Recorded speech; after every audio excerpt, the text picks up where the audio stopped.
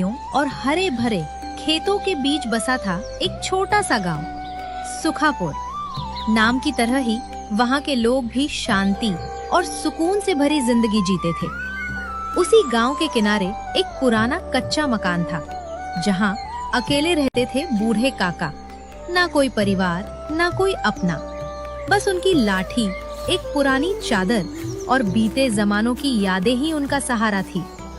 एक दिन काका यूं ही टहलते हुए गांव की मुख्य सड़क तक पहुंच गए। वहां उन्होंने देखा कि एक दुकान पर भारी भीड़ लगी हुई है। लोग एक दूसरे से आगे निकलने की कोशिश कर रहे थे। काका ने पास खड़े एक आदमी से पूछा, अरे सुनो बेटा, यहाँ इतनी भीड़ क्यों लगी है? अरे काका, अब ठंड आने वाली है, सब लोग नया स्वेटर खरीद रहे हैं, इसी वजह से भीड़ है। अरे भाई, ठंड से भी कोई डरता है क्या? ठंड आए तो आने दो।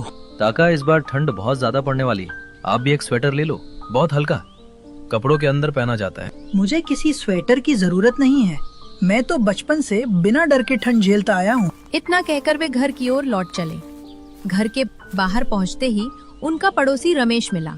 वो बोला, काका, आपने नया वाला स्वेटर लिया क्या? कौन सा स्वेटर? अरे वही जो गांव में बिक रहा है।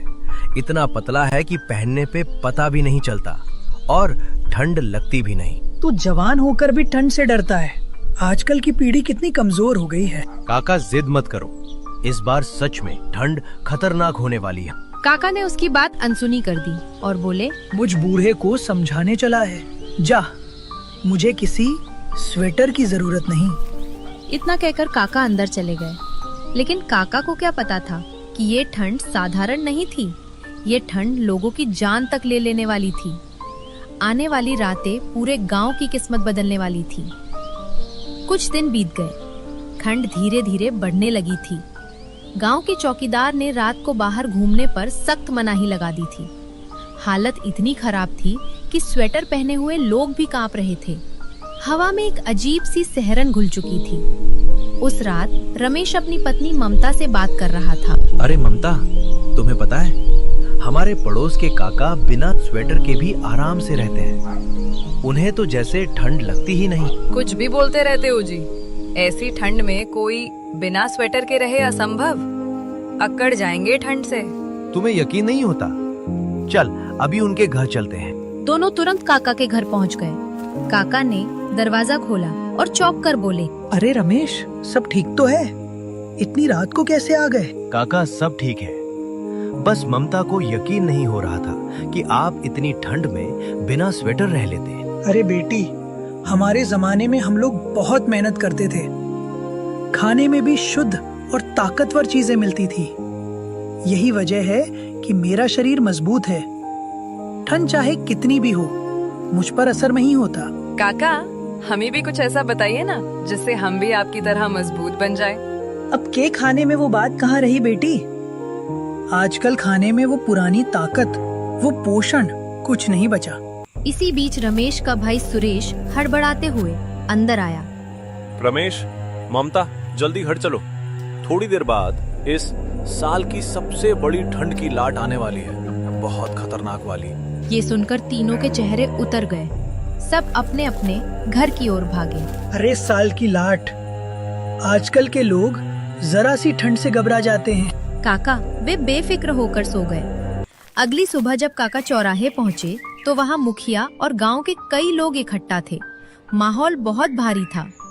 मुखिया ने दुखी स्वर में कहा, कल रात की ठंड की लाट में हमारे गांव के 20 बूढ़े और बच्चे मर गए। अब सबको बहुत सतर्क रहना होगा। काका का दिल धक से रह गया। वे तुरंत गांव के डॉक्टर के पास पहुँचे। डॉक्टर, क्या सच में ठंड से कोई मर सकता है? हाँ काका, अगर शरीर का तापमान हद से नीचे गिर जाए तो मौत हो सकती है। लेकिन डॉक्टर, मैं कभी स्वेटर नहीं पहनता, फिर भी मुझे ठंड नहीं लगती, ऐसा क्यों?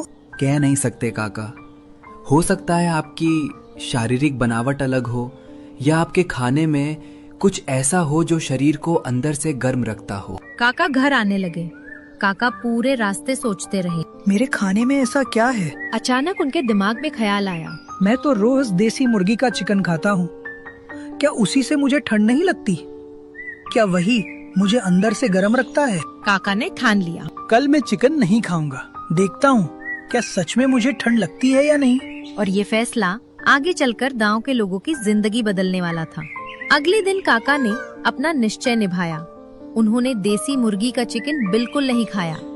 पूरे दिन बस दाल चावल खाते रहे। शाम होते होते ठंड की तीखी हवा चलने लगी। रात घिरते ही ठंड और बढ़ गई। अरे बाप रे, ये कैसी ठंड है। सच में देसी मुर्गी ही मुझे बचाए रखती थी। पहली बार काका को ठंड ने इस तरह जकड़ लिया। वे मोटी कंबल ओढ़कर लेट गए और रात भर कांपते रहे।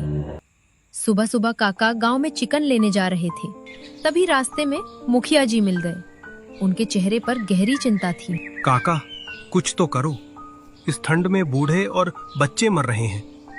अब बस आप ही हो जो गांव को बचा सकते हो। अरे मुखिया जी, मैं क्या कर सकता हूँ। ठंड इतनी बढ़ गई है कि मैं भी नहीं संभल पा रहा। लेकिन काका, आप कैसे झेल लेते हैं इस ठंड को? आप पर तो ठंड चढ़ती ही नहीं।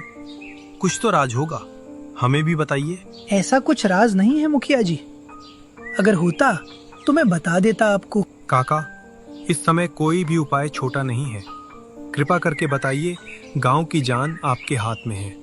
काका ने गहरी सांस ली और बोले, ठीक है मुखिया जी, मैं आज पूरा दिन सोचकर देखता हूँ। मुझे कल तक का समय दीजिए। ठीक है काका, हम इंतजार करेंगे। काका एक बड़े नीम के पेड़ के नीचे जाकर बैठ गए। हवा और ठंड तेज थी, फिर भी वे सोच में डूबे रहे। क्या मैं सबको बता दूं कि देसी मुर्गी का चिकन खाने से शरीर में गर्मी बनी रहती है? क्या गांव वाले इस बात पर विश्वास करेंगे? और अगर ना माने तो अगर हंसी उड़ाए तो? काका की आंखें बंद हो गईं। वे मन ही मन बुदबुदाए। पर अगर मैं नहीं बताऊं तो गांव के लोगों का क्या होगा? काका दुविधा में पड़े थे। उधर गांव की निगाहें उम्मीद से उनकी ओर टिकी थी और उधर काका के पास था केवल एक दिन। पूरे गांव की किस्मत बदलने के लिए अगला दिन आ चुका था। आज काका को मुखिया जी और पूरे गांव को ठंड से बचाना था। ठंडी हवा गांव को और भी कमजोर कर रही थी। काका सबसे पहले रमेश के घर पहुंचे। काका, मैंने सुना है आज आप ठंड भगाने का कोई इलाज बताने वाले हो। हाँ रमेश, मेरे पास एक रास्ता है जो सबको बचा सकता है। रमेश बेचैन होकर बोला, तो जल्दी बताइए ना, क्या है वो उपाय? चलो मैं ये बात पूरे गांव वालों को एक साथ ही बताऊंगा।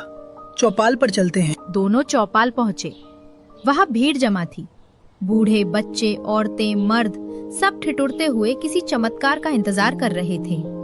काका जल्दी बताइए, ये ठंड अब बर्दाश्त नहीं होती। काका ने लंबी सांस ली और बोले, गांव वालों, तुम्हें यकीन नहीं होगा पर ये सच है। मुझे ठंड ना लगने का सिर्फ एक ही कारण है। सारे लोग उत्सुक हो उठे। काका ने धीरे से कहा, देसी मुर्गी का चिकन। भीड़ में सन्नाटा छा गया। रमेश चौंक कर बोला, क्या चिकन? क्या सच में चिकन खाने से ठंड नहीं लगती? हाँ, मैं रोज देसी मुर्गी का चिकन खाता था। उसी की गर्मी मेरे शरीर को ठंड से बचाती थी।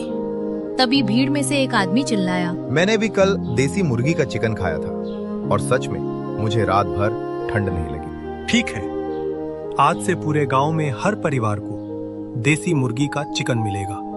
देखते हैं क्या ठंड भागती है। उसी शाम हर घर में देसी मुर्गी का महकता हुआ खाना पक रहा था। कड़कती ठंड में धुएं के साथ उम्मीद भी उठ रही थी। उस रात चमत्कार हो गया। गांव का कोई भी आदमी ठंड से नहीं कांपा। सभी को पहली बार राहत मिली। अगली सुबह लोग काका के घर के आगे इकट्ठा हो गए। काका, आपने हमारी जान बचा। आपका उपाय जादू की तरह काम कर गया। अरे भाई, देसी चीजों की ताकत कभी कम मत समझना। गांव में खुशी लौट आई। काका के एक सुझाव ने पूरे गांव की जिंदगी बचा ली और कहानी यही समाप्त होती है। ये कहानी बस मनोरंजन के लिए बनाई गई है। असल जिंदगी में चिकन खाने से ठंड नहीं भाग जाती। मैं मिलता हूँ आप सबसे अगले कहानी में। तब तक के लिए अलविदा। शहर से बहुत दूर पहाड़ियों और हरे भरे खेतों के बीच बसा था एक छोटा सा गांव, सुखापुर। नाम की तरह ही वहाँ के लोग भी शांति